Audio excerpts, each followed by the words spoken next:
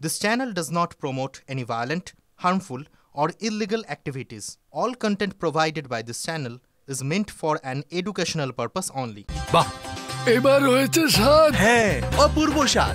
MDH এর চাঙ্কি চাট মশলা, জীবনে আসল স্বাদ জাগলো। আসল মশলা yes MDH।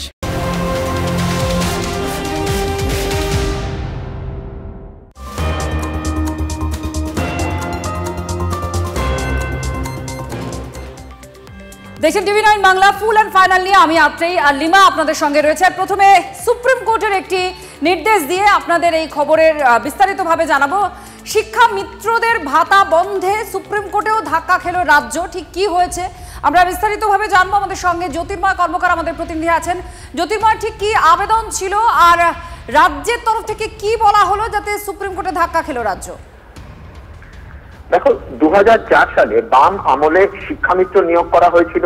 2013 সালে মমতা বন্দ্যোপাধ্যায়ের সরকার এই শিক্ষামিত্রদের স্বেচ্ছাসেবক হিসেবে ঘোষণা করে এবং 2014 সালে তাদের ভাতা বন্ধ করে তাদের আগাম অবসরের সিদ্ধান্ত ঘোষণা করা হয়। 2023 সালে সেই সিদ্ধান্ত খারিজ করে দিয়েছিল কলকাতা হাইকোর্ট। প্রথমে সিঙ্গেল বেঞ্চ সেই রায় দেয় এবং তার পরবর্তী ক্ষেত্রে সেই সিদ্ধান্তকে চ্যালেঞ্জ করে যখন ডিভিশন বেঞ্চে যায়, ডিভিশন বেঞ্চও সেই রায়কে বহাল রাখে। এর পরবর্তী ক্ষেত্রে সুপ্রিম কোর্টের দ্বারস্থ হয়েছিল সরকার এবং আজ স্পষ্টভাবে জানিয়ে দিয়েছে সুপ্রিম কোর্ট যে 60 বছর বয়স পর্যন্ত এই শিক্ষামিত্ররা কাজ করবেন। তাদের আগাম অবসরের যে সিদ্ধান্ত নেওয়া হয়েছে রাজ্য সরকারের তরফে তা সম্পূর্ণভাবে খারিজ হবে, অর্থাৎ এক্ষেত্রে কলকাতা হাইকোর্টের নির্দেশই বহাল থাকবে।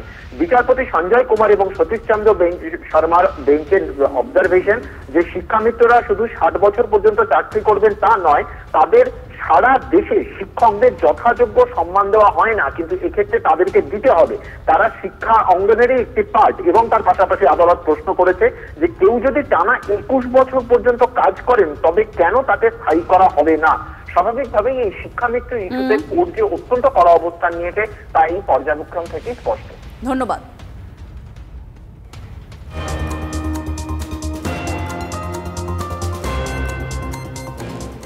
অধ্যাদেশ এনে যোগ্যদের চাকরিতে পুনর্বহাল করা হোক দাবি নিয়ে বিধানসভায় চাকরিহারা শিক্ষকদের একাংশ। 15,000 যোগ্যের চাকরি নিশ্চিত করতে শাসকের সঙ্গে বিরোধীরাও সর্বসম্মত হয়েছে, দাবি বিরোধী দলনেতা শুভেন্দু অধিকারীর। আমরা রাজ্য সরকারের কাছে আবেদন করেছি, সরকারের পক্ষ থেকে মুখ্য সচিব ইমিডিয়েট অযোগ্যদের বাদ দিয়ে যোগ্য তালিকা নিয়ে সুপ্রিম কোর্টের কাছে হাত জোড় করে যাক, গিয়ে বলুন যে বাকিরা যোগ্য, আপনি তাদেরকে চাকরিতে বহাল রাখার অনুমতি দিন। তাদের বাদ দিয়ে বাকিদের জন্য পরীক্ষা করুন না, যদি ভ্যাকেন্সি থাকে কোনো আপত্তি নেই। আর সেকেন্ড থিং হচ্ছে বিধানসভায় স্পিকার সরকারকে অনুরোধ করুক যোগ্য শিক্ষক যারা আছেন অযোগ্য বাদ দিয়ে তাদের প্রত্যেকের চাকরি বহাল রাখার বিষয়ে।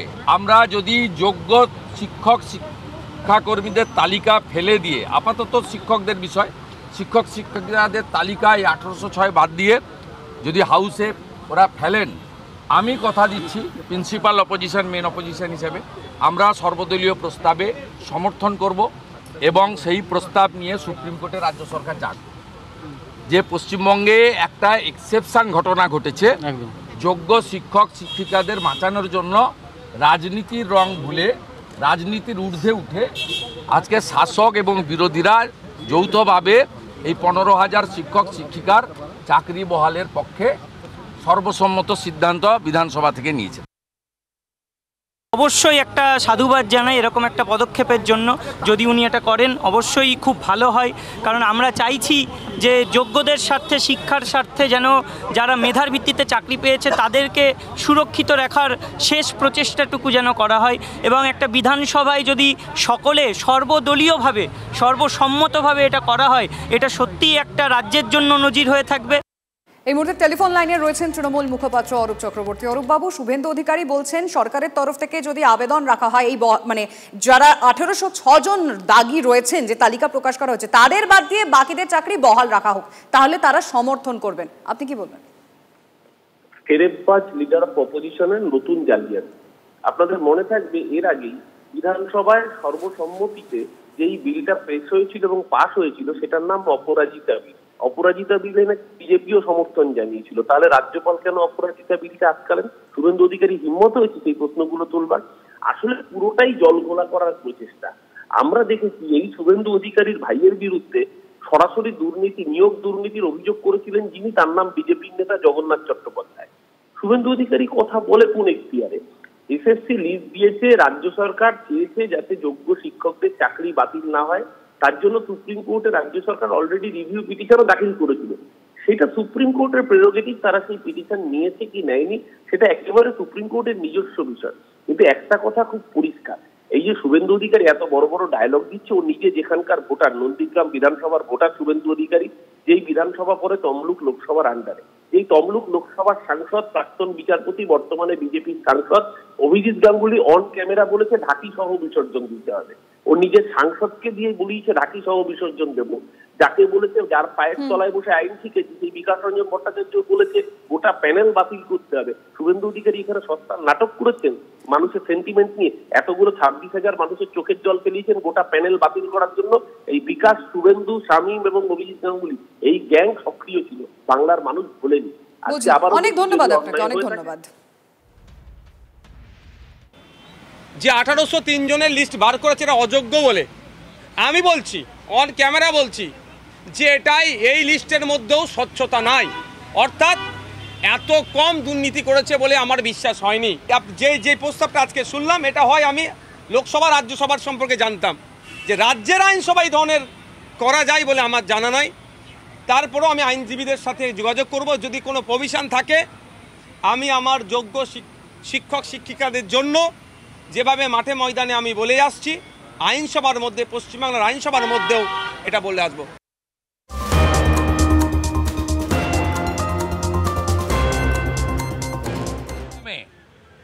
মাননীয় অধ্যক্ষ, তাকে বলছি উনার করার ক্ষমতা আছে কিনা সন্দেহ।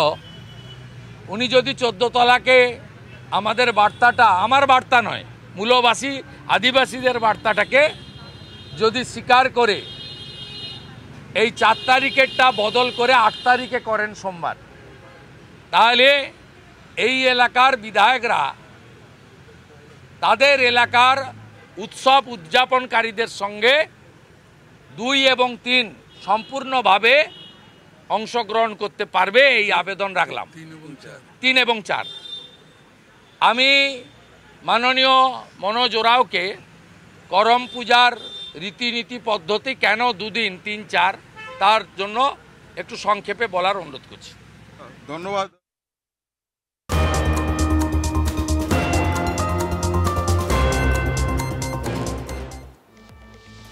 আর এসএসসির দাগি তালিকায় 1806 জনের নাম এখন জলজল করছে। চিহ্নিত অযোগ্যদের সংখ্যাটা অন্তত 5 থেকে 6000 হওয়া উচিত। TV9 বাংলায় এই দাবি করছেন প্রাক্তন বিচারপতি ও বর্তমান বিজেপি সাংসদ অভিজিৎ গঙ্গোপাধ্যায়। তিনি বলছেন এত কম নয়, আরও আছেন।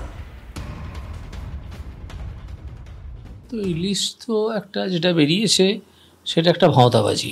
সুপ্রিম কোর্ট যে বলেছিল অযোগ্য ক্যান্ডিডেটদের নাম প্রকাশ করতে হবে, সব অযোগ্য ক্যান্ডিডেট নাম এরা প্রকাশ করেনি। কারণ কত রকমের অযোগ্যতা ছিল।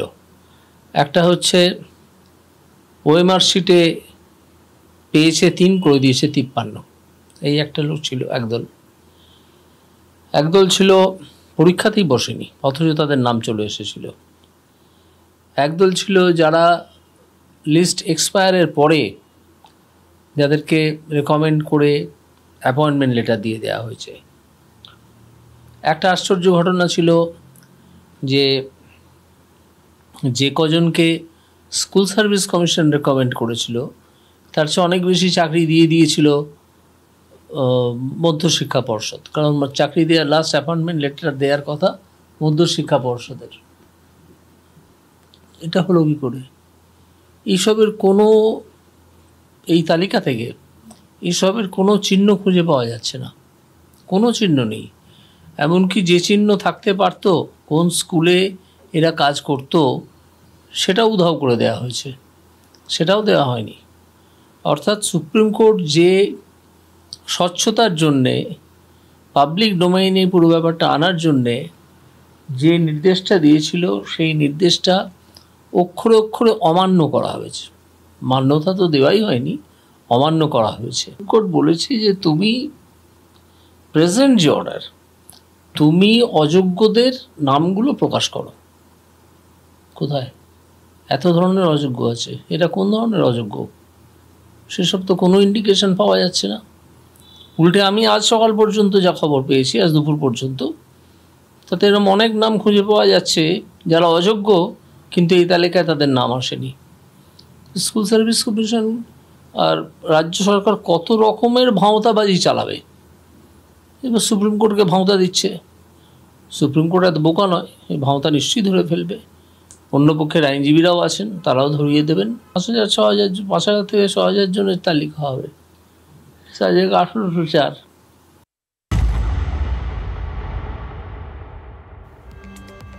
এসএসসির দাগি তালিকায় পুরসভার উপপ্রধানের মেয়ে। নিউ ব্যারাকপুর পুরসভার উপপ্রধান স্বপ্না বিশ্বাসের মেয়ে শতাব্দী বিশ্বাস মেয়ে যোগ্য হিসেবে চাকরি পেয়েছে, জানাচ্ছেন উপপ্রধান। আদালতের দ্বারস্থ নিউ ব্যারাকপুর পুরসভার উপপ্রধান। আর এদিকে উপপ্রধানের পদত্যাগ চেয়ে নিউ ব্যারাকপুর এলাকা জুড়ে পোস্টার দিল বিজেপি। সারা পশ্চিমবঙ্গ জুড়ে একের পর এক যে দুর্নীতি পরায়ণ তৃণমূল কংগ্রেসের যে সমস্ত লোকজন রয়েছেন, তারা হয় ঘুষ খেয়ে আর নতুবা নিজেদের আত্মীয় পরিজন, ছেলে মেয়ে, বৌমা এদের চাকরি দিয়ে যাচ্ছেন। আর এটার থেকেই পরিষ্কার হয়ে যাচ্ছে যে তৃণমূল একটা দুর্নীতি পরায়ণ দল, এবং এই দুর্নীতির থেকে একমাত্র মুক্তি পাওয়া সম্ভব তৃণমূল কংগ্রেস যখন এই পশ্চিমবঙ্গ থেকে বিদায় নেয়। প্রথমত বলবো যে ওএমআর শিট মিসম্যাচ। সেকেন্ড হচ্ছে স্বচ্ছতার সঙ্গেই আমার মেয়ে পড়াশোনা করেছে, আর সার্টিফিকেটও স্বচ্ছতা, সেটা যাচাই করে দেখতে পারে। পরীক্ষা দিয়েছে, ওর বিয়ে হয়েছে 2012 সালে আর কি, আর আমি তো ভাইস চেয়ারম্যান হয়েছি এই 22 সালে। এবার সে পড়াশুনো করে নিজের যোগ্যতা অনুযায়ী মানে পরীক্ষা দিয়েছে আর কি। এবার এটা হলো কেন আমি তো আর বলতে পারবো না। দ্বিতীয় কথা, ওরা নিশ্চয়ই আইনের পথ অবলম্বন করবে, আইনের পর ভরসা আছে। এসএসসির দাগি তালিকায় তৃণমূল ঘনিষ্ঠদের ছড়াছড়ি। আর এবার অযোগ্যদের তালিকায় বাগদা পঞ্চায়েত সমিতির সভাপতির মেয়ে মৌসুমী মণ্ডলের নাম। তালিকায় 878 নম্বরে নাম রয়েছে মৌসুমীর। যোগ্য হিসেবে চাকরি পেয়েছে। সত্যির সামনে আসবেই মেয়ের নাম দাগিদের তালিকায় থাকায় মন্তব্য পঞ্চায়েত সমিতির সভাপতি সুদেবী মণ্ডলের। আমার মেয়ে জেনুইন ভাবে পরীক্ষা দিয়ে তার যোগ্যতায় চাকরি পেয়েছে। লিস্টের নাম আসলো কেন? লিস্টের বিষয়টা তো আমার বিষয় না, ওটা আমি বলতে পারবো না। তবে এইটা আমি বলতে পারি আমার মেয়ে যোগ্যতায় চাকরি পেয়েছে। চন্দ্রমণ্ডলের সাথে কি আপনাদের যোগাযোগ ছিল? না না, একই তো গ্রামে বাড়ি? একই গ্রামে না, আমাদের বাড়ি হচ্ছে রামনগর কুড়িলিয়া সিটি, ওনাদের বাড়ি মহাভাগ্নে। কথা হয়নি কোনোদিন? না না, আগে কোনো কথা হয়নি। এখন আপনারা যেরকম বলছেন এরকম নাম শুনছি। এবার দেখুন আরো একজন পঞ্চায়েত সমিতি এবার সহসভাপতির তার স্বামী আর ননদের নাম আছে, সেই তথ্য আপনাদের দিয়ে। এটা রাজারহাট পঞ্চায়েত সমিতির সহসভাপতি সুজাতা মণ্ডল, তার স্বামী পরিমল মণ্ডল আর ননদ কাবেরী মণ্ডল, এদের নাম আছে। আর এরা বলছেন তারা আদালতের দ্বারস্থ হবেন, কারণ পরিমল মণ্ডল ভাঙড় নারায়ণ দাস মেমোরিয়াল স্কুলে যে শিক্ষকতা করেছেন সেটা একদম যোগ্যতার নিরিখেই করেছেন, এমনটা দাবি। 2018 থেকে 2023 পর্যন্ত তিনি রাজারহাটের পঞ্চায়েত সমিতির ভূমি কর্মাধ্যক্ষও ছিলেন। কি কারণে এই টেন্টেড লিস্টে নাম আসলো আমরা তার ক্লারিফিকেশন চাইতে আমরা হাইকোর্টে যাব। কারণ দেখুন 3টে ক্যাটাগরি আছে, হাইকোর্ট বলেছে 3টে ক্যাটাগরির কথা যারা টেন্টেড। একটা হচ্ছে ব্ল্যাঙ্ক ওএমআর, একটা র্যাঙ্ক জাম্প, একটা এক্সপায়ারি প্যানেল। এই 3টে ক্যাটাগরি কোনোটাতেই আমি পড়ি না। এবার সেটা যদি হয়ে থাকে তাহলে যে এক্সপায়ারি প্যানেলের কথা বলছে, আপনি দেখবেন কোর্টের অর্ডারে জল করছে হাইকোর্ট এক্সপায়ারি প্যানেল, তাহলে তাদের নামগুলো কোথায় গেল? আমরা তার ক্লারিফিকেশন চাইতে আমরা হাইকোর্টে পিটিশন করতে যাচ্ছি। এটা সম্পূর্ণ ব্যক্তিগত ব্যাপার, সে কিভাবে চাকরি পাচ্ছে বা কিভাবে জোগাড় করছে চাকরি। দলকে তো বলেনি, দল পাঠায়নি, দলের পক্ষ থেকে পাঠায়নি। বর্তমানে আমরা কোনো পদাধিকার নয়, কর্মী হতেই পারে, অস্বীকার করা যায় না। ফালতু মিথ্যে কথা বলে কর্মী হতেই পারে। কিছু সিদ্ধান্ত নিতে গেলে আমার হায়ার অথরিটি দলের তারাই নেবে, দাঁড়ায় ভোটে দাঁড়ায় নিয়ে আগের টার্মে। এবার আরো একজন শিক্ষকের কথা বলি। দেখুন, তিনিও আবার তৃণমূলের সঙ্গে জড়িয়ে রয়েছে। তার কারণ তার স্ত্রী মালদা জেলা পরিষদের সদস্য, আর এই দাগি শিক্ষকের তালিকায় তার নাম যে জলজল করছে, তিনি আবার মন্ত্রী সাবিনা ইয়াসমিনেরও ঘনিষ্ঠ। এই শিক্ষক শুধু নিজে টাকা দেননি, অভিযোগ যে চাকরি পাইয়ে দেওয়ার নামে নাকি লক্ষ লক্ষ টাকাও তুলেছেন। মালদার মোথাবাড়ি এলাকার দাগি শিক্ষক নেতা, তার নাম হচ্ছে শামসুদ্দিন আহমেদ। এইসব তৃণমূলের নেতার দ্বারাই 14 লাখ 15 লাখ টাকা করে এসএসসির চাকরির জন্য টাকা উঠানো হয়েছে, এবং বর্তমানে যে চাকরির লিস্ট বাতিলের যে লিস্ট বেরিয়েছে 1880টা, তার মধ্যে থেকে আমাদের কালিয়াচক 2 নম্বর ব্লকের আমাদের যে বিধায়ক যে সাবিনা ইয়াসমিন আছেন, তার ডান হাত বাম হাত, তাদের প্রত্যেকের ফ্যামিলিতে কেউ না কেউ এই চাকরির বাতিলের লিস্টে নামটা আছে। যেরকম আমাদের এখানটা শামসুদ্দিন আহমেদের স্ত্রী সারিকা খাতুন, যিনি জেলা পরিষদের মেম্বার, উনার হাজব্যান্ড শামসুদ্দিন আহমেদের চাকরি বাতিলের এই লিস্টের নাম আছে। আমাদের এরিয়াতে বিভিন্ন ছেলের কাছ থেকে, বিভিন্ন পরিবারের কাছ থেকে এরা টাকা নিয়ে বিভিন্নভাবে নাম ঢুকিয়েছেন, দালালিও করেছেন, টাকাও চাকরির টাকা তুলেছেন। টাকার বিনিময়ে বা ক্ষমতার বিনিময়ে এই চাকরি হয়েছে। শামসুদ্দিন আহমেদকেও টাকা দিয়েছে তারা? অবশ্যই দিয়েছে। না, উনার চাকরি হয়েছে তো উনার লোকজনেরও হয়তো হয়েছে। উনার সংবাদ মাধ্যমে এসে বলা উচিত উনি টাকা নিয়েছেন কি না। আর যারা টাকা দিয়েছেন আমি তাদেরকে বলবো, আপনারা যান, টাকা আপনারা তুলুন, জনসাধারণ আপনাদের পাশে আছে। চাকরিটা কি তৃণমূল করে দিয়েছে? না না, তৃণমূলের নেতা করে দিয়েছে? কোনো নেতা করে দেয় না, পরীক্ষা না দিয়ে করেছে? পরীক্ষা দেয়নি, মানে ও তো 2টো চাকরি করতো কার আগে। তাই? হ্যাঁ, আগে পঞ্চায়েতে করতো, তারপরে গয়েশ্বরীতে করতো। হ্যাঁ, 2টো চাকরি করতো, সেই চাকরি ছেড়ে এটা করেছে। তারপরে এখানে গেছিল। মানে পরীক্ষা দিয়েছে, সাদা খাতা জমা দিয়ে নয়? না না, পরীক্ষায় বসেছে, রীতিমতো তার ইন্টারভিউ দিয়েছে, সবই দিয়েছে জানি। টাকা দিতে হয়েছে কি আপনাদেরকে? না, আমি বলতে পারবো না। টাকা দিতে হয়েছে? না না না, টাকার কোনো ব্যাপার নেই এখানে। মানে ও, আপনি বলছেন পরীক্ষা দিয়েই ওর চাকরি পেয়েছে? পরীক্ষা দিয়েই চাকরি পেয়েছে। ও কি যোগ্য না অযোগ্য? যোগ্য। ও তো আপনার ক্লাস 10 থেকে এখানে স্কুল ফার্স্ট, গোল্ড কলেজ থেকে পাস করলো, তারপরে এমএ করলো আপনার ওই থেকে কানপুর থেকে, তারপরে বিএড করলো।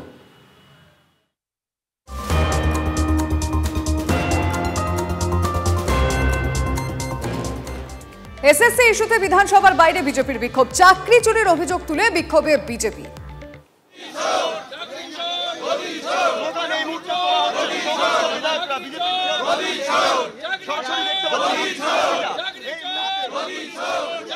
শুভেন্দু অধিকারীর নেতৃত্বে বিজেপি বিধায়করা তারা মুখ্যমন্ত্রী চাকরি চুরি করেছেন এরকম একটা প্লাকার্ড এবং চেয়ার ছেড়ে মুখ্যমন্ত্রী মমতা বন্দ্যোপাধ্যায় তিনি দৌড়ে যাচ্ছেন এই প্লাকার্ড নিয়ে বিধানসভার যে মূল গেট রয়েছে সেখানে তারা বিক্ষোভ করছেন। চাকরি তুমি করেছো চুরি, গদি ছাড়ো তাড়াতাড়ি, এই হচ্ছে মূল স্লোগান এবং সকলের কাছেই কিন্তু এই প্লাকার্ডটাই রয়েছে এবং নেতৃত্ব দিচ্ছেন শুভেন্দু অধিকারী। তার কারণ এই যে এসএসসির যে তালিকা প্রকাশিত হয়েছে সেখানে টেন্টেডদের তালিকাও ইতিমধ্যে প্রকাশিত হয়েছে এবং তুমি সেটা ইতিমধ্যেই সেই তালিকাতে দেখা গিয়েছে যে তৃণমূল কংগ্রেসের আধিক্য অনেক বেশি রয়েছে। আর সেই সমস্ত বিষয়কে সামনে রেখেই শুভেন্দু অধিকারীদের এই বিক্ষোভ চলছে এবং কিছুক্ষণ আগে যোগ্য যারা চাকরিহারা তারা এসেও শুভেন্দু অধিকারীদের সঙ্গে দেখা করেছেন এবং শুভেন্দু অধিকারীরা তাদেরকে জানিয়েছেন যে এই ক্ষেত্রে সরকার যদি কোনো পদক্ষেপ করে যোগ্যদের দাবি মেনে, তাহলে সেই দাবির সমর্থনে তারা থাকবেন এবং তা নিয়ে তারা সুপ্রিম কোর্টে যাক। এন আবহের মধ্যেই দেখা গেল যে বিজেপির বিধায়করা তারা এই মুহূর্তে বিধানসভার গেটে বিক্ষোভ করছেন।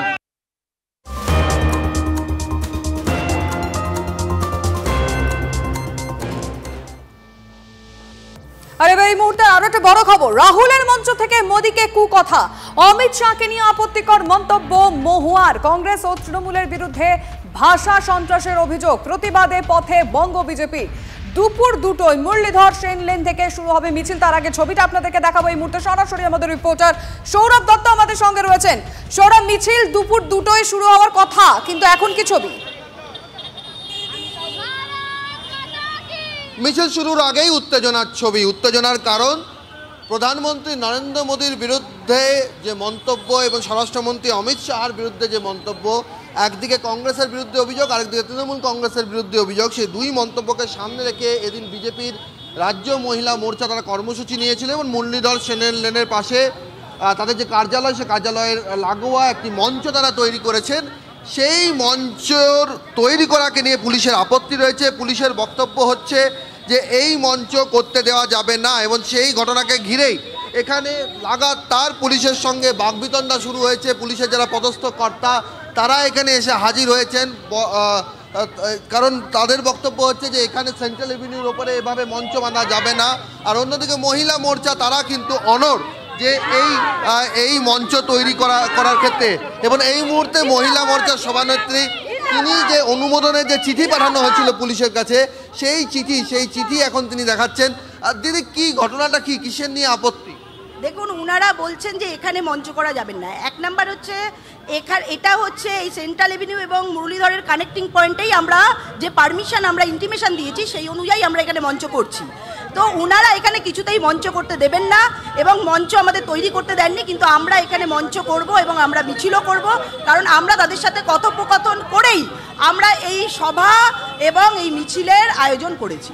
পুলিশের বড় কর্তারা হাজির হয়েছেন, তারা একটু আগে ব্যানার যে টাঙানো হচ্ছিল সেটা তো আপত্তি জানাচ্ছিলেন। কিভাবে দেখছেন পুরো বিষয়টা? না, বিজেপি কোথাও সভা করলেই তো তারা করতে দেন না, না আমাদের কোর্টে যেতে হয়, নাই বা এরকম আমাদের যুদ্ধ করতে হয়। অর্থাৎ উনারা যে অতি তৎপর বিজেপির কোনো সবার ক্ষেত্রে, সেটা আমরা বর্তমান পরিস্থিতি দেখে আমরা বুঝতে পারছি। মঞ্চ বাঁধতে দিচ্ছে না বিজেপির রাজ্য মহিলা মোর্চা সভানেত্রীর কাছে।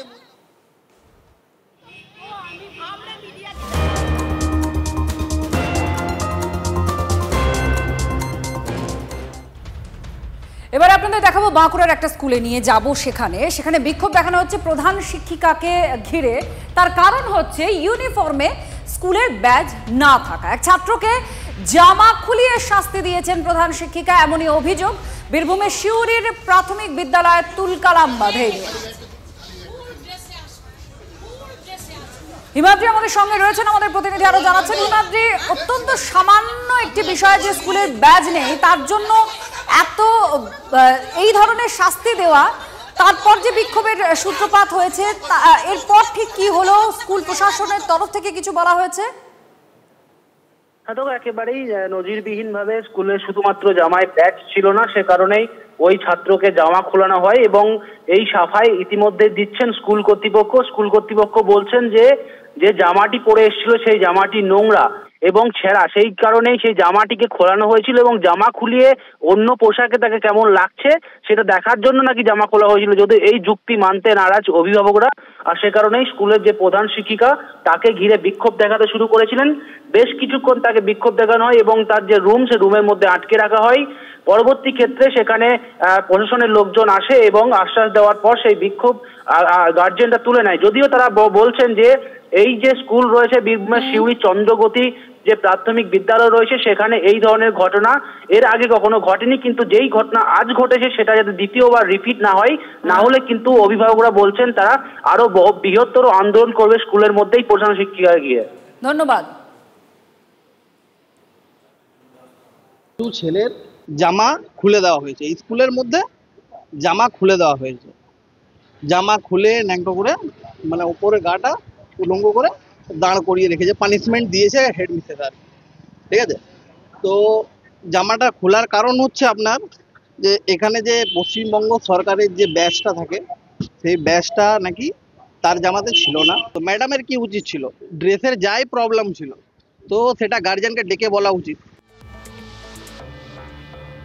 অন্যদিকে খেজুরিতে জোড়া মৃত্যু মামলায় কেস ডায়েরি তলব হাইকোর্টের ডিভিশন বেঞ্চের। একই সঙ্গে দ্বিতীয় ময়না তদন্ত রিপোর্টের অরিজিনাল কপিও জমা দেওয়ার নির্দেশ কি দেওয়া হলো, কি পর্যবেক্ষণ আদালতের, শ্রাবন্তী সাহা আমাদের প্রতিনিধি জানাবেন। শ্রাবন্তী, দেখো, বিচারপতি দেবাংশু বসাক খেজুরি জোড়া মৃত্যু মামলায় রাজ্যের কাছে কেস ডায়েরি তলব করেছেন।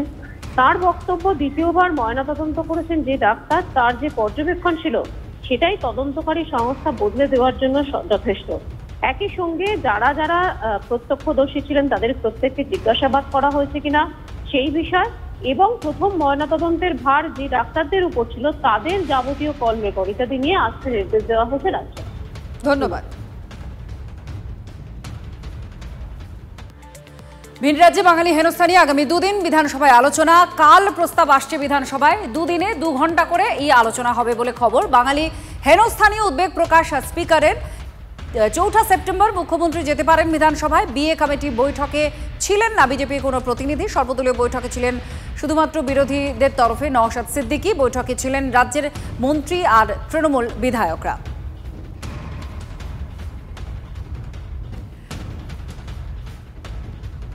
4 সেপ্টেম্বর মুখ্যমন্ত্রী এই বিধানসভায় থাকবেন। এর পাশাপাশি যে খবরের দিকে আমরা এবার নজর রাখবো সেটা হচ্ছে রাহুল গান্ধীর মঞ্চ থেকে মোদীকে কুকথা বলা, মোদী এবং অমিত শাহকে নিয়ে আপত্তিকর মন্তব্য মহুয়া মৈত্রের। আর কংগ্রেস আর তৃণমূলের বিরুদ্ধে ভাষা সন্ত্রাসের অভিযোগ তুলে প্রতিবাদে পথে বঙ্গ বিজেপি। এই মুহূর্তে সেখানে কিছু উত্তপ্ত পরিস্থিতি তৈরি হয়েছে, দেখতেও পাচ্ছেন এই মুহূর্তে সেই ছবি। মুরলীধর সেন লেন থেকে সরাসরি সেই ছবি দেখছেন।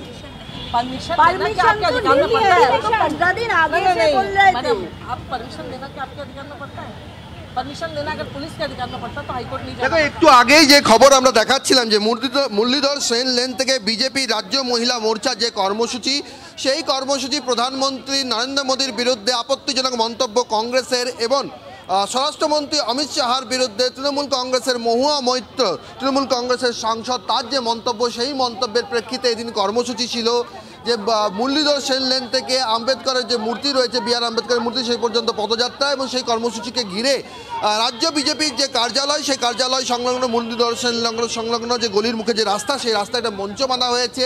তারা সেখান থেকে একটা সভা করে মিছিল করার পরিকল্পনা করেছিলেন, কিন্তু পুলিশের বক্তব্য এই মঞ্চ বাঁধতে দেওয়া যাবে না। এবং সেখানে ঘিরে এই বাকবিতণ্ডা চলছে যে এই মুহূর্তে পুলিশের পদস্থ কর্তারা রয়েছেন, বিজেপির মহিলা মোর্চার সভানেত্রী ফাল্গুনী পাত্র তিনি রয়েছেন, এবং ক্রমশ লাগাতার যত সময় যাচ্ছে তত বাদানুবাদ বাড়ছে। বিজেপির মহিলা মোর্চার সদস্যরা তারা নিজেদের অবস্থানে অনড়, তারা বলছেন মঞ্চ তারা খুলবেন না, মঞ্চ মেনেই তারা কর্মসূচি করবেন। আর পুলিশের কি বক্তব্য সেটা আরেকবার সরাসরি একেবারে অ্যাম্বিয়েন্স মাইকে আমাদের দর্শকদের শোনানোর চেষ্টা করবো যে কী কথোপকথন তাদের মধ্যে চলছে।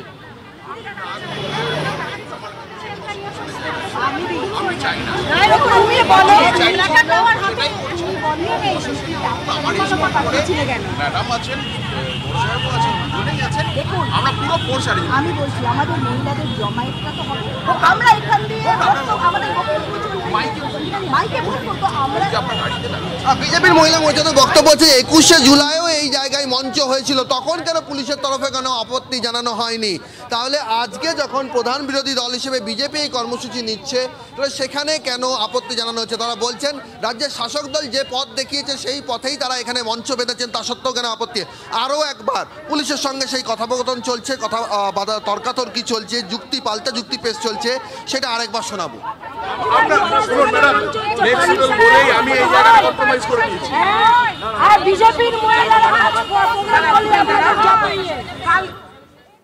ফুল অ্যান্ড ফাইনাল এই মুহূর্তে বড় খবর, বিগ ব্রেকিং নিউজ। এই মুহূর্তের বড় খবর, এসএসসির দাগি তালিকা নিয়েও প্রশ্ন তুলল সুপ্রিম কোর্ট। যে দাগি তালিকা প্রকাশ হয়েছে তা নিয়ে প্রশ্ন শীর্ষ আদালতের। কি পর্যবেক্ষণ আদালতের, আগে জানি আমাদের রিপোর্টারের কাছ থেকে জ্যোতির্ময় কর্মকার। জ্যোতির্ময়, দেখো, বিচারপতি সঞ্জয় কুমার এবং তার পাশাপাশি সতীশ চন্দ্র শর্মার বেঞ্চে যখন শুনানি চলছিল, তখন নতুন যে বিজ্ঞপ্তি প্রকাশ করা হয়েছে সেই বিজ্ঞপ্তি নিয়ে, অর্থাৎ যেখানে নাম প্রকাশ করা হয়েছে সেই বিষয়টিকেও আইনজীবীরা চ্যালেঞ্জ করেন। এবং সেই সময় সুপ্রিম কোর্ট তারা প্রশ্ন করেন যে অনেক চিহ্নিত দুর্নীতিগ্রস্তদের নাম তালিকায় নেই, কেন তা নেই তা কমিশনকে খতিয়ে দেখতে হবে। তারা প্রশ্ন করেন যে সিবিআই এর তালিকায় আরো বেশি নাম ছিল, এখানে এত কম নাম কেন? সেই সময় স্কুল সার্ভিস কমিশনের তরফ থেকে আইনজীবী তিনি জানান, দীপিকা দ্বিবেদী তিনি আইনজীবী ছিলেন, তিনি জানান যে এক্ষেত্রে যারা নিয়োগ হয়েছেন এবং নিয়োগের মধ্যে যারা এক্ষেত্রে চিহ্নিত দাগি, শুধুমাত্র তাদের নামই প্রকাশ করা হয়েছে, যাদের নিয়োগ হয়নি তাদের নাম প্রকাশ করা হয়নি। এবং এক্ষেত্রে কোর্ট বলে দেয় যে তারা যাতে, অর্থাৎ যারা এক্ষেত্রে দাগি বলে চিহ্নিত হয়েছে, তারা যাতে কোনোভাবে পরীক্ষায় বসতে না পারে সেদিকে লক্ষ্য রাখতে হবে। অর্থাৎ একবার ফের আজকে হুঁশিয়ারি দিয়ে দিয়েছে সুপ্রিম কোর্ট। এবং সেই সময় কমিশনের তরফে আইনজীবী দীপিকা দ্বিবেদী জানান যে কমিশন সেদিকে প্রতি মুহূর্তে কড়া নজর রাখছে। তুমি সঙ্গে থাকো, এই মুহূর্তে আইনজীবী ফিরদৌস আমিম রয়েছেন আমাদের সঙ্গে। ফিরদৌস বাবু, এখানে এই মুহূর্তে দাঁড়িয়ে সুপ্রিম কোর্টের যে পর্যবেক্ষণ, অনেক চিহ্নিত দুর্নীতিগ্রস্তদের তালিকায় নাম নেই, কি বলবেন আপনি? হ্যাঁ, অবভিয়াসলি আমরা তো প্রথম থেকেই বলে আসছি, মোর দেন 6000 এই সংখ্যাটি হবে, কিন্তু তারা এই 1806 জনের বের করেছে। প্রথমে 1804 জনের বের করেছিল, তার পরবর্তীতে একজন এমএলএ এর মেয়ের নাম বের করেননি আমরা বলাতে, তারপরে এমএলএ এর মেয়ের নাম রাত্রিবেলায় বেরোয়, 1806 জন হয়। কিন্তু এর বাইরেও আরো অনেক রয়েছে দাগি। শুধু তাই নয়, আজকে সুপ্রিম কোর্ট যদিও ভার্বালি বলেছেন মহামান্য বিচারপতি যে ইভেন যারা দাগি হিসেবে চিহ্নিত কিন্তু অ্যাপয়েন্টমেন্ট পাননি তারাও নতুন নিয়োগ প্রক্রিয়ায় বসতে পারবেন না, অথচ দেখা যাচ্ছে তাদের নাম কিন্তু বাতিল করা হয়নি। ওই যে অ্যাডমিট কার্ড বাতিল করা হয়েছে, এরকম অনেক অ্যাডমিট কার্ড প্রাপক রয়েছেন যারা হয়তো 7 তারিখে পরীক্ষায় বসবেন, যারা দাগি হিসেবে চিহ্নিত, কিন্তু মানে যেমন ধরুন ওএমআর শিটের মার্কস 0 বেড়ে 53 হয়েছে বা 3 বেড়ে 53 হয়েছে, তারা ফেলবেন। সেটা যদি হয় তাহলে নতুন পরীক্ষা পদ্ধতিতেও কলুষিত হবে নতুন সিলেকশন প্রসেস, সেটা হওয়া একেবারেই বাঞ্ছিত নয়। হ্যাঁ, এক্ষেত্রে এসএসসির আইনজীবীর তরফে যেটা বলা হয়েছে শীর্ষ আদালতে যে যাদের নিয়োগ হয়েছে শুধুমাত্র তাদের তালিকাটাই বেরিয়েছে। তাই কখনো হতে পারে নাকি? দাগি মানে দাগি, যে চুরি করেছে সে এবং সেটা দেখা গেছে চুরি করেছে, তারপরেও তাদেরকে বলবেন যে না ওরা চাকরি পায়নি তাই সেই দাগিদের আবার পরীক্ষায় বসাবো, এটা কখনো হতে পারে না। যে এটা যদি করেন তাহলে সেটা কিন্তু আইন বিরুদ্ধ কাজ হবে এবং সুপ্রিম কোর্ট আজকে ভার্বালি বলেই দিয়েছে। এরপরেও যদি করেন তাহলে বুঝতে হবে ফিরদৌস বাবু আরো কি তাহলে তালিকা বের করতে হবে কমিশনকে? অবভিয়াসলি ওরা বের করবেন বলেই তো লিস্ট 1 বলে চিহ্নিত করেছেন। দেখুন, আমি প্রথম দিনই বলেছিলাম যে লিস্ট 1 বলে বের করেছে এই কারণেই যে উই আর ইন প্রসেস। আসলে চুরির মালটা একসঙ্গে বের করলে তো মুশকিল হয়ে যাবে না, যতটা পারা যায় চেপে চুপে রেখে চুরির মালটা বের করছে। যতটা এই মুহূর্তে চিন্ময় মণ্ডল আন্দোলনকারী পরীক্ষার্থী, তিনি আমাদের সঙ্গে রয়েছেন। চিন্ময়, আপনি নিশ্চয়ই শুনেছেন যে সুপ্রিম কোর্ট এই যে তালিকা দাগিদের বের করেছে কমিশন, সেটা নিয়ে প্রশ্ন তুলেছেন। তারা বলছেন আরো খতিয়ে দেখতে কমিশনকে। কি মনে করছেন, তাহলে এটা আশ্বস্ত আরো বেরোবে? দেখুন, যেটা বলেছে সেটা সঙ্গে আমরা সহমত। এটার ব্যাপারটা এরকম যে যারা এখনো অবধি যে 1806 জনের নাম দেওয়া হয়েছিল তারা অযোগ্য সিলেক্টেড অ্যাপয়েন্টেড টিচার, কিন্তু বাকি আরো অনেকে রয়েছে সিবিআই লিস্ট অনুসারে যারা অ্যাপয়েন্টমেন্ট পায়নি, মানে চাকরিটা পায়নি, যারা নট কল ফর ভেরিফিকেশনে থাকতে পারে, ওয়েটিং এ থাকতে পারে, কিন্তু তাদেরও ওএমআরে ওই মার্কসে মিসম্যাচ ছিল। এই তালিকাও সিবিআই দিয়েছিল এবং সেক্ষেত্রে এই চাকরি যারা পেয়েছে তা বাদে যারা পায়নি তাদের মধ্যেও যাদের এই ওএমআর এর মার্কস মিসম্যাচ আছে তাদের ক্ষেত্রেও এই একই শাস্তির মানে বিধান দিয়েছে সুপ্রিম কোর্ট, এটা আজকে শুনেছি। তো সেক্ষেত্রে এটা নিয়ে কোনো বক্তব্যের বিষয় নেই। যদি সেই তালিকা ইমিডিয়েটলি প্রকাশ করে অবশ্যই তাকে সাধুবাদ জানাবো আমরা, কারণ সেটাও দুর্নীতির মধ্যেই পড়ছে। চাকরি পাক আর না পাক, সিবিআই যেহেতু খুঁজে বার করেছে তাদের ওএমআরেও মার্কস মিসম্যাচ আছে, তাহলে তাদেরও বাতিল করবে, এটা সুপ্রিম কোর্ট বলেছে যখন, অবশ্যই করা উচিত।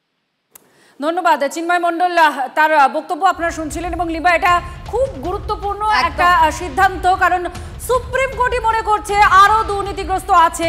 কমিশনের যে তালিকা 1806 জনের বার হয়েছে দাগিদের, এরপরেও আরো অনেক আছে, অর্থাৎ এই তালিকাতেও স্বচ্ছতা নেই। একদম তাই, খুব গুরুত্বপূর্ণ একটা বিষয় যেটা এই মুহূর্তে দাঁড়িয়ে শীর্ষ আদালতের অবজারভেশন। এই মুহূর্তে ফুল অ্যান্ড ফাইনালের সব থেকে বড় খবর ব্রেক করছে TV9 বাংলা, কারণ এসএসসি যে 1800 জনের তালিকা বের করেছে সেখানে যে তালিকা, সেই তালিকা নিয়ে প্রশ্ন তুলে দিল সুপ্রিম কোর্ট।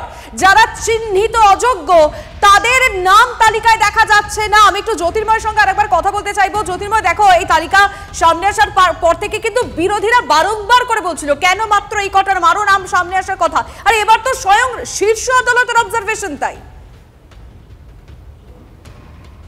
না। সম্ভবত যোগাযোগ বিচ্ছিন্ন হয়েছে আমাদের রিপোর্টারের সঙ্গে, কিন্তু এই মুহূর্তে দাঁড়িয়ে আত্রে এটা বড় খবর।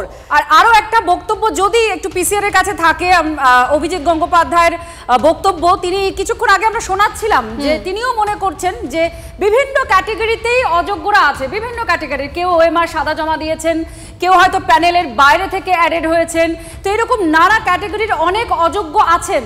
অর্থাৎ এই 1806 জনের যে তালিকা বার হয়েছে দাগিদের, এর থেকে আরো বেশি, এবং তিনি অনুমান করছেন 5 থেকে 6000 নাম। আমি ওটাই বলতে যাচ্ছিলাম মাত্রই, যখন বিচারপতি অভিজিৎ গাঙ্গুলি ছিলেন, তিনি যখন দায়িত্বে ছিলেন তখন কিন্তু সেই সময় দাঁড়িয়ে যে তালিকা সামনে এসেছিল যেটা প্রায় 6-7 হাজারের বেশি, সেখান থেকে দাঁড়িয়ে একেবারে 1800-তে নেমে আসা। একবার শুনি তিনি কি বলেছেন। তো এই লিস্ট তো একটা যেটা বেরিয়েছে সেটা একটা ভাঁওতাবাজি। সুপ্রিম কোর্ট যে বলেছিল অযোগ্য ক্যান্ডিডেটদের নাম প্রকাশ করতে হবে, সব অযোগ্য ক্যান্ডিডেট নাম এরা প্রকাশ করেনি, কারণ কত রকমের অযোগ্যতা ছিল। একটা হচ্ছে ওএমআর শিটে পেয়েছে 3 করে দিয়েছে 53, এই একটা লোক ছিল একদল। একদল ছিল পরীক্ষাতেই বসেনি অথচ তাদের নাম চলে এসেছিল। একদল ছিল যারা লিস্ট এক্সপায়ারের পরে যাদেরকে রেকমেন্ড করে অ্যাপয়েন্টমেন্ট লেটার দিয়ে দেওয়া হয়েছে। একটা আশ্চর্য ঘটনা ছিল যে কজনকে স্কুল সার্ভিস কমিশন রেকমেন্ড করেছিল তার চেয়ে অনেক বেশি চাকরি দিয়ে দিয়েছিল মধ্যশিক্ষা পর্ষদ, কারণ চাকরি দেওয়ার লাস্ট অ্যাপয়েন্টমেন্ট লেটার দেওয়ার কথা মধ্যশিক্ষা পর্ষদের। এটা হলো কী করে? এইসবের কোনো, এই তালিকা থেকে এইসবের কোনো চিহ্ন খুঁজে পাওয়া যাচ্ছে না, কোনো চিহ্ন নেই। এমনকি যে চিহ্ন থাকতে পারত কোন স্কুলে এরা কাজ করত সেটাও উধাও করে দেওয়া হয়েছে, সেটাও দেওয়া হয়নি। অর্থাৎ সুপ্রিম কোর্ট যে স্বচ্ছতার জন্যে পাবলিক ডোমেইনে পুরো ব্যাপারটা আনার জন্যে যে নির্দেশটা দিয়েছিল সেই নির্দেশটা অক্ষরে অক্ষরে অমান্য করা হয়েছে। মান্যতা তো দেওয়াই হয়নি, অমান্য করা হয়েছে। কোর্ট বলেছে যে তুমি প্রেজেন্ট যে অর্ডার, তুমি অযোগ্যদের নামগুলো প্রকাশ করো। কোথায় এত ধরনের অযোগ্য আছে? এটা কোন ধরনের অযোগ্য? সেসব তো কোনো ইন্ডিকেশন পাওয়া যাচ্ছে না।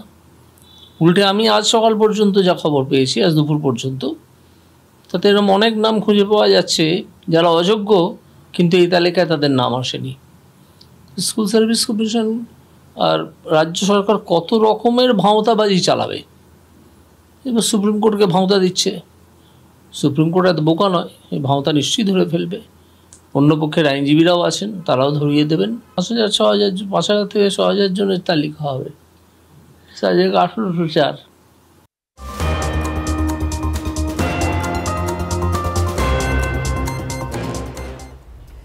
এবার কৃষ্ণনগরের ছাত্রী খুনের ঘটনার দিকে নজর রাখি, কারণ মূল যে অভিযুক্ত দেশরাজ তাকে গ্রেফতার করেছে পুলিশ। তার বাবার বিরুদ্ধেও আবার গ্রেফতারি পরোয়ানা জারি হয়েছে। এই বিষয় নিয়ে আমরা বিস্তারিতভাবে জানবো, কি আপডেট আছে আমাদের জানাচ্ছেন মহাদেব আমাদের প্রতিনিধির সঙ্গে রয়েছেন, আর সিজারও আমাদের অপর প্রতিনিধি আমাদের সঙ্গে রয়েছেন। তার আগে মহাদেবের কাছে একটু প্রথমে যাব। মহাদেব, কি কি আপডেট রয়েছে? কারণ বাবার বিরুদ্ধে যে গ্রেফতারি পরোয়ানা জারি করা হয়েছে, তিনি তো বিএসএফ এর কর্মরত, ঠিক কি প্রক্রিয়া হচ্ছে, কি জানা যাচ্ছে? একদমই, দেখো তিনি বিএসএফে কর্মরত। যেটা জানা যায় যে পুলিশ সূত্রে যে ওই দেশরাজ যেখানে ছিলেন, যে হোটেলে ছিলেন, সেই হোটেলে অ্যাকাউন্টে টাকা দিয়েছিলেন তার বাবা, এবং সেখানে মোবাইল কেনা, তার খরচ এবং হোটেলের খরচ, খাওয়া দাওয়া সমস্ত টাকা তিনি পাঠিয়েছিলেন। পাশাপাশি তিনি যাতে অন্যত্র চলে যেতে পারেন, পালাতে, সেই সহযোগিতা করেছিলেন। আর সেই কারণেই তার বিরুদ্ধে গ্রেপ্তারি পরোয়ানা জারি করা হয়েছে, এবং গ্রেপ্তারি পরোয়ানা জারি করার পর তাকে কিন্তু এই মুহূর্তে কিন্তু বিএসএফের ক্যাম্পে আটক করে রাখা হয়েছে। খুব শীঘ্রই তাকে আবার কৃষ্ণনগরে নিয়ে আসা হবে, এমনটা কিন্তু পুলিশ সূত্রে জানা যাচ্ছে। মহাদেব, তুমি সঙ্গে থাকো, সিজারের কাছে আমরা যাব এই নিয়ে। সিজার, একটি ছেলে সে খুন করলো কৃষ্ণনগরে, তারপর সেখান থেকে সে 7 দিনের মাথায় চলে গেল নেপাল সীমান্তের কাছে, সেখান থেকে তাকে পাকড়াও করা হলো। এই পুরো বিষয়টিকে কিভাবে ট্র্যাক করা হলো, কি জানাচ্ছে পুলিশের সূত্র মারফত, আমরা কি জানতে পারছি? দেখো, গোটা ঘটনাক্রম থেকে দুটো বিষয় খুব স্পষ্ট। এই যে যুবক একদম পেশাদার অপরাধীর মতো আচরণ করেছে, এবং এই পেশাদার অপরাধীর মতো আচরণ করার একাধিক যে সূত্র পাওয়া যাচ্ছে, সে একের পর এক সিম চেঞ্জ করেছিল। গোটা ঘটনা অন্যদিকে মোড় নেওয়ানোর জন্য সে এই ঘটনা ঘটানোর আগে ঈশিতাকে এক বন্ধুর মাধ্যমে ফোন করে বলে যে সে উত্তরপ্রদেশ পাকাপাকিভাবে চলে যাচ্ছে। তার মোবাইলের একটি সিম 13 আগস্ট তার মায়ের হাত দিয়ে পাঠিয়ে দেয় উত্তরপ্রদেশের দেউড়িয়াতে, যাতে ট্র্যাক করলে কোথাও প্রমাণিত হয় যে সে দেউড়িয়াতে রয়েছে। এর পরবর্তীতে যখন সে খুন করতে যায়, তখন তার দ্বিতীয় যে সিম সে কাঁচরাপাড়ার বাড়িতে বন্ধ অবস্থায় রাখে, যাতে তার লোকেশন দেখা যায় সে কাঁচরাপাড়াতে রয়েছে। পরবর্তীতে আরেকটি সিম ব্যবহার করে সে বন্ধুদের সঙ্গে কথা বলে, যেটা বড়া করে সে ফেলে দেয়, এবং তারপর থেকে প্রায় 6 দিন তার কোনো ট্রেস পাওয়া যাচ্ছিল না। এবং এই জায়গায় কোথাও উঠে আসছে এই গোটা পরিবারের একটা ভূমিকা। দেশরাজের মা, দেশরাজের মায়ের বাবা অর্থাৎ দেশরাজের দাদু সেও একজন প্রভাবশালী মুখিয়া এবং তাদের পরিবারের একাধিক ব্যক্তি তারা উত্তরপ্রদেশের বিভিন্ন মাফিয়া সিন্ডিকেটের সঙ্গে অপরাধী হিসেবে তাদের যোগাযোগ রয়েছে। নিতিন প্রতাপ সিং বলে যা খুড়তুতো ভাইয়ের উল্লেখ পাওয়া যাচ্ছে সেও অপরাধী হিসেবে পরিচিত এবং তার অস্ত্রই ব্যবহার করা হয়েছিল এমনটাই মনে করা হচ্ছে। এবং সর্বোপরি বিএসএফ এ কর্মরত তার বাবা যে ঘুরপথে তাকে সাহায্য করেছিল এবং তার মামা যে গুজরাট থেকে সাহায্য করেছিল, অর্থাৎ একটা খুনের পেছনে কিন্তু গোটা পরিবারটা জড়িয়ে যাচ্ছে এবং তারা যে সক্রিয়ভাবে সহযোগিতা করেছিল এবং গোটা পরিবারের যে একটা অপরাধ যোগ, কোথাও দেশরাজকে পেশাদার অপরাধীর মতো পাকা ক্রিমিনালের মতো গোটা অপরাধটাকে সাহায্য করেছিল সাজাতে এবং সেই কারণে এই রকম একটা ঘটনা ঘটানোর পর এই তরুণ প্রথমবার এই ধরনের একটা বড় অপরাধ করার পরে 6 দিন পুলিশের হাত থেকে বেঁচে থাকতে পেরেছিল। ধন্যবাদ সিজার। এবার এসপির বক্তব্য শোনাবো আপনাদের, শুনুন। করার হাইডিং করার জন্য যে মানে হেল্প করছিল উনি, যে ওই যে ফোন থেকে আমরা অনেক ফেক আইডি কার্ড গুলো বানালাম যেটা ইনসিডেন্টের পরে বানিয়েছিল, ওটাতে একটা ফেক আধার আইডি কার্ড ছিল, ওখানে একটা মহারাজগঞ্জ ডিস্ট্রিক্টের একটা মানে অ্যাড্রেস ছিল। তখন আমাদের একটা টিম অলরেডি অযোধ্যাতে পৌঁছে গেছিল, মানে অ্যাকিউজড অযোধ্যাতে নেমেছেন বলে আমাদেরকে উইথিন 2 days খবর পেয়েছিল। ওখানে উনি যেখানে গিয়েছেন তারপরে আমরা একটা একটা করে ট্রেস আউট করে মহারাজগঞ্জ ডিস্ট্রিক্টে বেরিয়া বাসার একদম ইন্ডিয়া নেপাল বর্ডারে উনি ওখানে ক্রস করার চেষ্টা করেছিল। তো আমাদের একটা টিম অলরেডি ওখানে পৌঁছে গেছিল। ওখানে 2-3 জায়গাতে খুব সাহসিকভাবে রেড করার পরে এই লোকটাকে গতকাল অ্যারেস্ট করেছে। ওনাকে যে জিজ্ঞাসাবাদ করার পরে যে উনি ক্রাইম করার পরে উনি আগে এখানে এসে যে রেকি করে গিয়েছিল, অ্যান্ড যেদিন ঘটনা হয়েছে ওই দিন উনি 2টোর সময় ওনার বাড়িতে ঢুকলেন। ঢুকার পরে উনি প্রথমে মেয়েটাকে 2টো গুলি করলাম, মানে 3টে গুলি করলাম। তারপরে উনি ওখানে ওয়েট করেছিলেন। মম যে আছে ওনাকেও এসেন মাথায় গান লাগিয়ে এসেন মার্ডার করার জন্য ট্রাই করেছিল, সামহাউ যেটা লাকিলি ওটা ফায়ার হয়নি। তারপরে উনি ওখান থেকে পালিয়ে মানে এখান থেকে ট্রেন ধরে নেহাটি তারপরে ওখান থেকে হাওড়া থেকে ডুন এক্সপ্রেস ধরে উনি অযোধ্যা চলে গেছিল। ওনার একটা টক্সিক ম্যাসকুলিনিটি যেটা আমরা বলে সেরকম একটা মানে পার্সোনালিটি আছে, যে 6-7 মাস আগে যে মানে ইয়ে হওয়ার পরে মানে ব্রেকআপ হওয়ার পরে he was not taking it properly.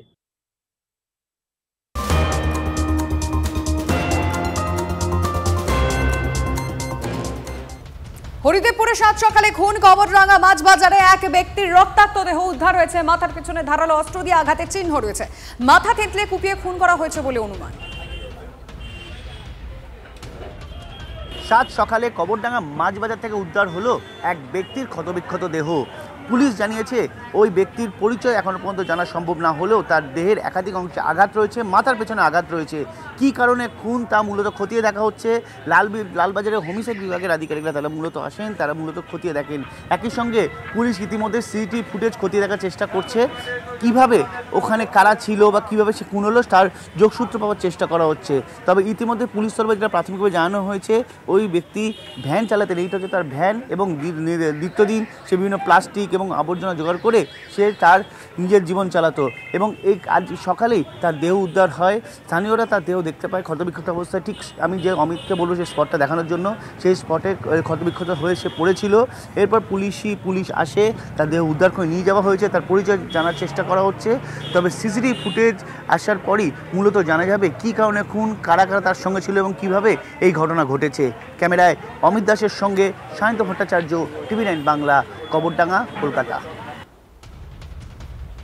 ও 5টার দিকে এসছি, কাঁটায় কাজ করি তো, আমরা এসে দেখি এইরকম লাশ পড়ে আছে। না সোজা যেরকম চিঠে শুয়ে থাকে ওইভাবেই পড়ে আছে। না দেখি না।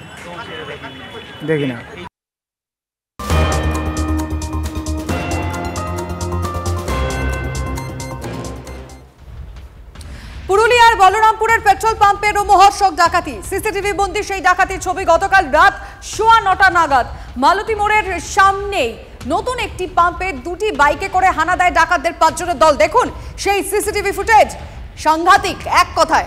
কর্মীদের আগ্নেয়াস্ত্র দেখিয়ে কিভাবে 70 থেকে 80,000 টাকা নিয়ে চম্পট দেয় ডাকাত দল, সেই ছবি ধরা পড়েছে এক্সক্লুসিভলি। সেই সিসিটিভি ফুটেজ আমরা দেখাচ্ছি আপনাদেরকে, যেটা স্থানীয় সূত্রে খবর। এখন অবধি কোথা থেকে তারা এসে পালিয়ে কোথায় গেছে সব ডিটেল আমাদের রিপোর্টার তপন জানাবেন। তপন। হ্যাঁ দেখো, গতকাল রাত্রে বলরামপুর থানার দুটি ঘটনা ঘটে। 15 মিনিটের ব্যবধানে দুটি ঘটনা। 18 নম্বর জাতীয় সড়কের উপরেই বুড়াবাঁধ এলাকায় একটি হোটেলে এক দুধ ব্যবসায়ী যখন তার অন্যান্য দিনের টাকা পয়সা নিয়ে যখন ফিরছিলেন তখন তাকে ধরে এবং তার কাছ থেকে 12,000 টাকা ছিনতাই করে। তারপরের ঘটনা ঠিক 9:15 মিনিটেই মালতি এলাকার মালতি মোড়, সেই মোড়ের পাশেই তোমায় বলি যে এই এলাকা একদম ঝাড়খণ্ড লাগোয়া এলাকা। ফলত এই মালতি মোড়ের কাছে যে পেট্রোল পাম্প, সেই পেট্রোল পাম্পে তারা আগ্নেয়াস্ত্র নিয়ে 5 জনের, দুটি মোটরসাইকেলে 5 জনের দুষ্কৃতী আসে এবং তারপরেই তারা সেই পেট্রোল পাম্পে কর্মীদেরকে অস্ত্র দেখিয়ে ভয় দেখিয়ে প্রায় 70 থেকে 80,000 টাকা লুট করে তারা পালিয়ে যায়। তবে পুলিশ সূত্রে যেটা জানা যাচ্ছে যে দুষ্কৃতীরা ঝাড়খণ্ডের দিক থেকে এসেছিল, ফলত তারা রাত্রিবেলায় এই মোটরসাইকেল নিয়ে ঝাড়খণ্ডের দিকে চলে যায়। ধন্যবাদ। 2 জন বাইক ছিল, 5 জন ছিল ওরা, মানে দুটো বাইক 5 জন, দুটো বাইকে 5 জন ছিল। তারপর আগ্নেয়াস্ত্র দেখাইয়া আমাদেরকে টাকা নিয়ে গেছে। কত টাকা ছিল? মোটামুটি কেস মানে ডয়ারে ছিল মোটামুটি 70,000 টাকা, আর আমাদের কাছেও দুজনের কাছে মোটামুটি মিলিয়ে 15-16,000 টাকা ছিল আর কি, মোটামুটি 55-60 এরকম কিছুটা। 5 লোক ছিল, দুটো বাইকে, সবার মুখ ঢাকা ছিল, হেলমেট লাগা ছিল। ডয়ের তাইড়ে আমার স্টাফকে ধাকলি করে মারামারিটুকু করেছে, প্রায় 70-80,000 টাকা লুট করে ঝাড়খণ্ড বর্ডার দিকে পার হয়ে গেছে। একটা ঘটনা ঘটেছে, আমরা ইনভেস্টিগেশন করছি, কিছু লিড আমরা পেয়েছি, সেগুলো পাচ্ছি। আমরা আশা করি খুব তাড়াতাড়ি মিসক্রিয়েন্স যারা আছে ইনভলভ তাদেরকে আমরা অ্যারেস্ট করতে পারবো, তারপরে অন্য জানতে পারবো।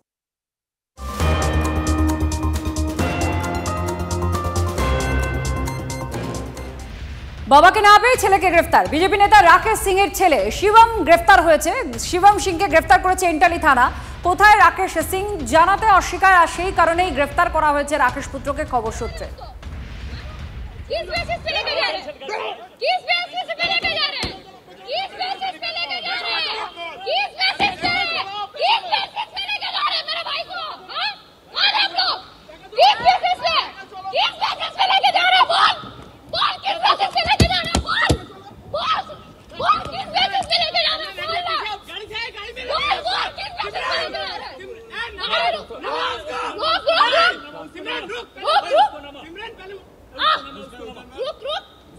किस बेसिस पे लेके जा रहा बोल? আর এরপরেই সিপিকে হুঁশিয়ারি দেন রাকেশ সিং। ছেলের কিছু হলে দায়ী থাকবেন মনোজ বর্মা, হুঁশিয়ারি বিজেপি নেতার। আমার ছেলে যদি কিছু হয়ে যায় তো আপনাকে মনোজ বর্মা আপনি দায়িত্ব থাকবেন, আমি মমতা ব্যানার্জিকে দায়িত্ব করব না। কেন কি আপনি অশোক অস্তম লাগিয়ে একটা আইপিএস এর চাকরি করে এই যে চটি চাটছেন, সেটা আপনার আগামী আসার দিনটা খুবই খারাপ। আজকে আমার ছেলে উপরে যেটা হাতটা দিয়েছেন খুবই খারাপ করেছেন আপনি।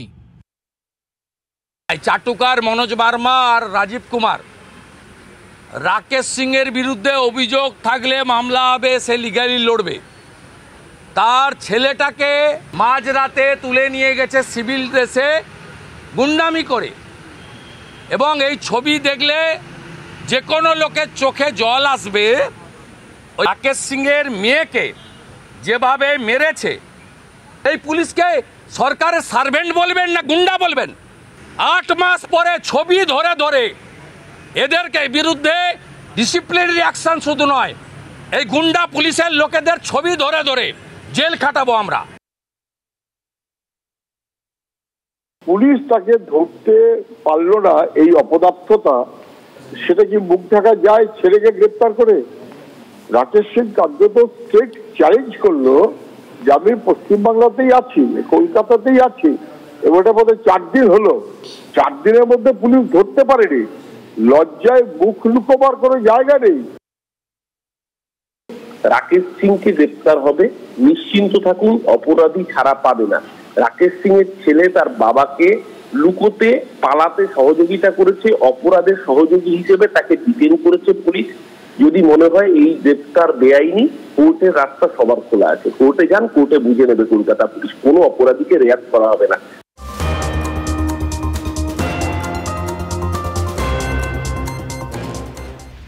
মতুয়াদের নিয়ে অবমাননাকর মন্তব্যের অভিযোগ মহুয়ার বিরুদ্ধে। সারা বছর তৃণমূল আর ভোটের সময় সনাতনী। মতুয়া বুথে 100টা ভোটের 85টা পায় বিজেপি। কাঠের মালা পরিয়ে সবাই ভাতা নিয়ে চলে আসেন। আক্রমণে তৃণমূল সাংসদ ক্ষমা চাইতে হবে মহুয়াকে, দাবি তুলল মতুয়া মহাসংঘ লিগ্যাল সেল। ক্ষমা না চাইলে আইনি ব্যবস্থার হুঁশিয়ারি মতুয়া সংগঠনের। এই সংগঠনের নেতৃত্বে রয়েছেন তৃণমূল সাংসদ মমতা বালা ঠাকুর। সারা বছর তৃণমূলী আর ভোটের সময় সনাতন, এটা কি অঙ্ক ভাই? এক একটা এসসি বুথে আমরা 1000 টাকা লক্ষ্মীর ভান্ডার পেরে এসসি মহিলারা 1200 টাকা পায়, অথচ প্রত্যেকটা এসসি বুথে, নমশূদ্র বুথে, মতুয়া বুথে 100টা ভোট খুললে 85টা বিজেপি, 15টা অন্যান্য পার্টি। বাপ রে বাপ রে বাপ। কাজের সময় মমতা, রাস্তার সময় মমতা, কাঠের মালা পরে সব তো চলে আসেন ভাই ভাতা নিতে। তখন কি হয়? তখন কি হয়? বাস্তব কথা বলছি আমি, শুনতে খারাপ লাগে, বাস্তব কথা বলছি আমি। যখন কথা বলি সেগুলো খুব টিভি ভিডিও হয়, আমার কিছু জয় আসে না এটা নিয়ে। সত্যি কথা বলছি কি না?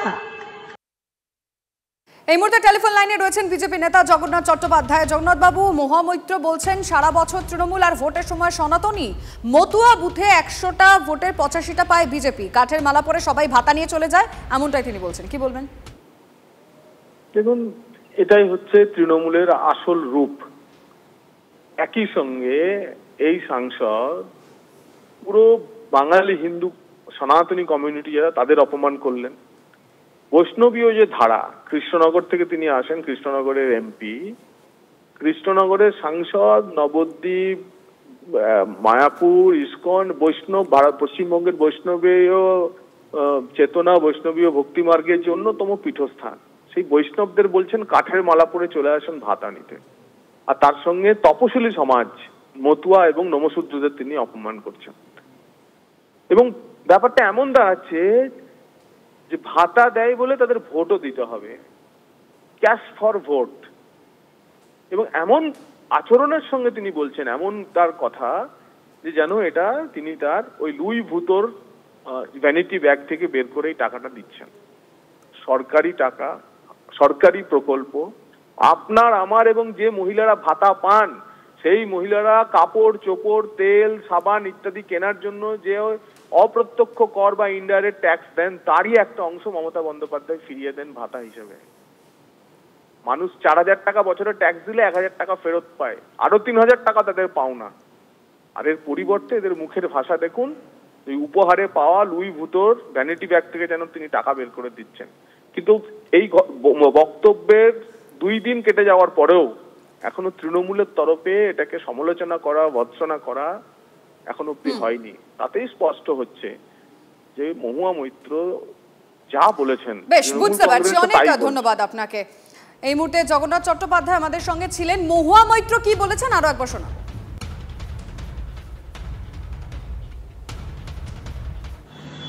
সারা বছর তৃণমূলী আর ভোটের সময় সনাতন, এটা কি অঙ্ক ভাই?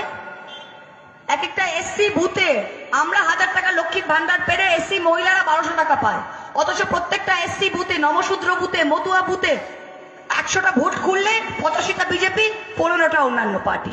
বাপ রে বাপ রে বাপ। কাজের সময় মমতা, রাস্তার সময় মমতা, কাঠের মালা পরে সব তো চলে আসেন ভাই ভাতা নিতে। তখন কি হয়?